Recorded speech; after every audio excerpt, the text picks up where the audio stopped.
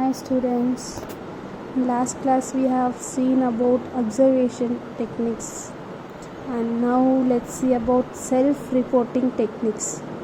Self-reporting techniques. What is self-reporting techniques? The reports which is taken by himself is called as self-reporting techniques. In this kind of techniques, the respondent himself provides answers to items in the given questionnaires concerning his characteristics or behavior, either orally or in written form.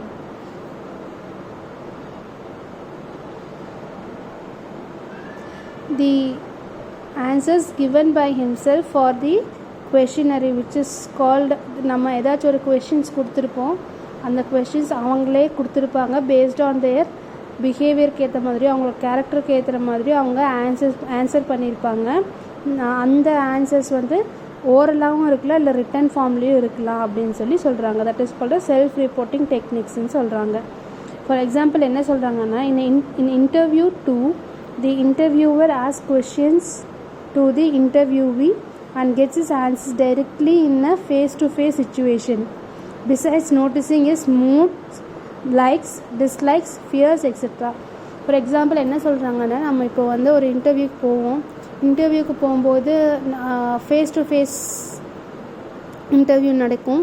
அப்போ interviewer வந்து என்ன பண்ணுவார்னா, இன்டர்வியூவி கிட்ட, அதாவது அந்த HR வந்து நம்ம போயிருக்கோன்னா நம்மக்கிட்ட கொஷின்ஸ் கேட்பாங்க. அந்த கொஷின்ஸ் வந்து எப்படி இருக்குன்னா ஃபேஸ் டு ஃபேஸ் சுச்சுவேஷனில் இருக்கும். அப்போ in that case of face to face situation the interviewer can find the individuals moods, likes, dislikes, its behaviour, everything. அப்போ அவங்க என்ன பண்ண முடியும்னா, நம்ம பண்ணுற ஆன்சர் மூலியமாகவே அவங்க வந்து நம்மளோட மூட் எப்படி இருக்குது, நம்ம பிடிச்சிருக்கா பிடிக்கலையா, நம்ம பயப்பட்டுட்ருக்கோமா இல்லை போல்டாக இருக்கோமா, நம்ம ஸ்மைலிங் ஃபேஸில் இருக்கோமா, என்ன எப்படின்னு ஈச் அண்ட் எவ்ரி திங் அவங்களால நோட்டீஸ் பண்ண முடியும், அவங்க அப்சர்வ் பண்ண முடியும். This is called self reporting techniques அப்படின்னு சொல்கிறாங்க. Examples of self reporting techniques என்னென்னா, எப்படியெல்லாம் நம்ம ஒரு இண்டிவிஜுவலாக செல்ஃப் ரிப்போர்ட் பண்ண முடியும் அப்படின்னா, கொஷினரி மூலிமா இல்லை ஒப்பீனியனரி மூலிமா, checklist, interest inventory, attitude scale, இதெல்லாம் மூலிமா வந்து நம்ம ஒரு செல்ஃப் ரிப்போர்ட்டிங் எடுக்கலாம் அப்படின்னு சொல்கிறாங்க. Advantages of self reporting techniques என்னென்ன அட்வான்டேஜஸ்ன்னு பார்க்கலாம். The gathered information are highly valid. நம்ம இன்ஃபர்மேஷன் வாங்கியிருக்கிறது வந்து நல்லா வேலிடாக இருக்கும் அப்படின்னு சொல்கிறாங்க. ஏன்னா நம்ம அந்த இண்டிவிஜுவல் கிட்ட அவங்ககிட்ட செல்ஃபாகவே கலெக்ட் பண்ணியிருந்திருப்போம். ஸோ அதுக்காக இட் இஸ் அ ஹைலி வேலிட்னு சொல்கிறாங்க. Large amount of data can be obtained very quickly and cheaply அப்படின்னு சொல்கிறாங்க. என்னென்னா, நம்ம எவ்வளோ பெரிய டேட்டா வேணுமானாலும் சீப்பாக வாங்கலாம். ஏன் சீப்பான்னு சொல்கிறோம், நம்ம அவங்கக்கிட்டே அந்த இண்டிவிஜுவல்கிட்டயே கொடுத்து நம்ம கலெக்ட் பண்ணுறோம் இல்லையா. ஸோ நம்மளுக்கு எந்த ஒரு இது இல்லை இல்லையா, அதுக்காக சொல்கிறாங்க. Data obtain can be easy tabulated and analysed. எந்த டேட்டா வாங்கினது எல்லாமே ஈஸியாக அனலைஸ் பண்ண முடியும் அப்படின்னு சொல்கிறாங்க. Left out data could be easily obtained back. நம்ம டேட்டாஸ் லெஃப்ட் அவுட் பண்ணியிருந்தா கூட நம்ம திருப்பி மறுபடியும் அவங்கக்கிட்டே சொல்லி அந்த ரிப்போர்ட்ஸ் எல்லாம் வாங்கிக்கலாம் அப்படின்னு சொல்கிறாங்க. இட் இஸ் ஹைலி ரிலையபிள் அப்படி சொல்கிறாங்க. Next let's look on to disadvantages of self reporting techniques. Self reporting டெக்னிக்ஸில் disadvantages. we cannot expect the answers completely and honestly without any hiding. ஆமாம், என்னன்னா இப்போ நம்ம அந்த செல்ஃபுக்கே கொடுத்து நம்ம வாங்குகிறோம் இல்லையா, அந்த இண்டிவிஜுவல்கிட்ட கொடுத்து நம்ம வாங்குகிறோம் இல்லையா ரிப்போர்ட்ஸை.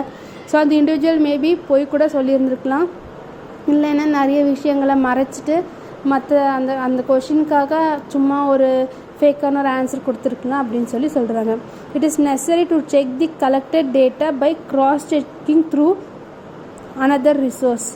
இப்போ நம்ம ஒரு டேட்டா கலெக்ட் பண்ணியிருக்கோம் அப்படின்னா நம்ம அந்த டேட்டாவை வந்து மற்ற இன்னொரு ரிசோர்ஸ் வேறொரு ஸ்டூடெண்ட் மூலிமா வச்சு கிராஸ் செக் பண்ணலாம். Is that data is valid அப்படின்னு கிராஸ் செக் பண்ணலான்னு சொல்லியிருக்காங்க.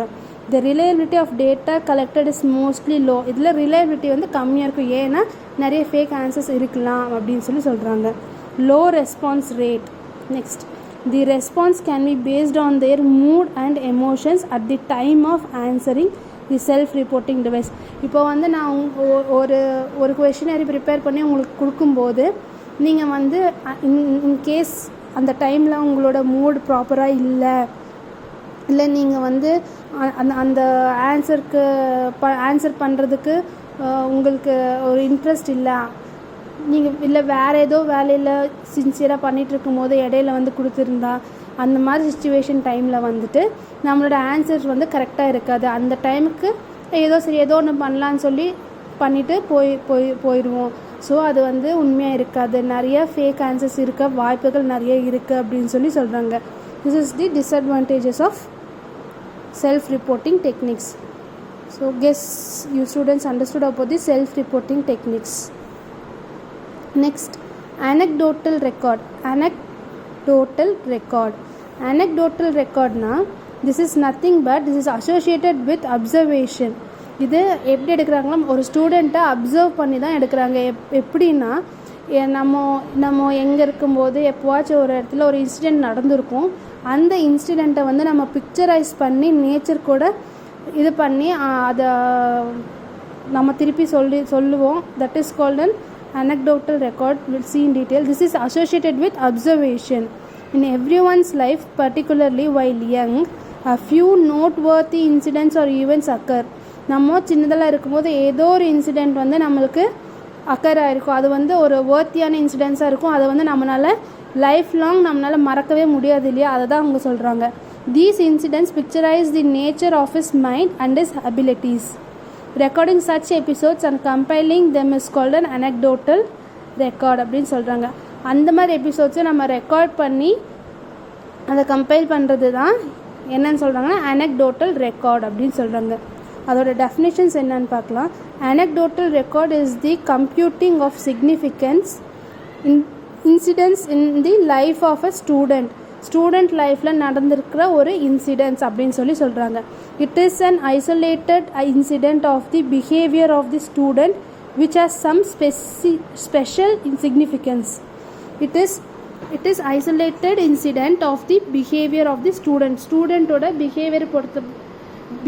பிஹேவியருக்கு ஏற்ற மாதிரி ஒரு இன்சிடெண்ட் நடந்திருக்கும். அந்த இன்சிடென்ட்ஸ் வந்து அவங்களுக்கு ஸ்பெஷல் சிக்னிஃபிகன்ஸாக இருக்கும். மேபி அதை வந்து அவங்களுக்கு மறக்க முடியாத ஒரு இன்சிடெண்ட்டாக இருந்திருக்கலாம். இல்லை அவங்களுக்கு வந்துட்டு ஒரு பிடிச்ச இன்சிடெண்ட்டாக இருந்திருக்கலாம். அது வந்து எந்த இடத்துல வேணால் நடந்திருக்கலாம். மேபி ஃபார் எக்ஸாம்பிள், இப்போ நம்ம ஸ்கூல் என்விரான்மெண்ட்டில் எடுத்திருந்தால் ப்ளே கிரவுண்டில், லைப்ரரிஸில், இல்லை லேபில், இல்லை கிளாஸ் ரூம்குள்ளே அந்த மாதிரி நடந்திருக்கும். அது எப்படி அது எல்லாத்தையும் நம்ம அந்த இடத்துல நடந்திருக்கிறது தான் அந்த இன்சிடெண்ட்டு தான் நம்ம anecdote. அதை வந்து நம்ம ரெக்கார்ட் பண்ணி அந்த எபிசோட்ஸ் எல்லாம் நம்ம ரெக்கார்ட் பண்ணி கம்பைல் பண்ணுறது தான் anecdotal ரெக்கார்ட் அப்படின்னு சொல்கிறாங்க. அதோட salient features of anecdotal records என்னென்னு பார்க்கலாம்னா, only one incident at a time will be observed and recorded. ஒரு இன்சிடெண்ட் மட்டும்தான் அப்சர்வும் பண்ண முடியும், ரெக்கார்ட் பண்ண முடியும் அப்படின்னு சொல்லியிருக்காங்க. only one incident will be recorded in a card. each card will be of size 3x5 size. 3 inch x 5 inch சைஸில் தான் அந்த கார்டு இருக்கும். ஒரு இன்சிடெண்ட் மட்டும் தான் ரெக்கார்ட் பண்ண முடியும் அப்படின்னு சொல்கிறாங்க. கார்டு எதுக்காகனா டு மெயின்டைன் அ ரெக்கார்ட்.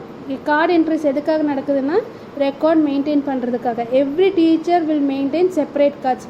ஒவ்வொரு டீச்சரும் ஒவ்வொரு இண்டிவிஜுவலும் ஒவ்வொரு தனித்தனி கார்ட்ஸ் வச்சுருப்பாங்க. Behaviours from incidents happening in various places like play ground, hostel, laboratory, excursion, field trips, assembly hall, rest room and other places.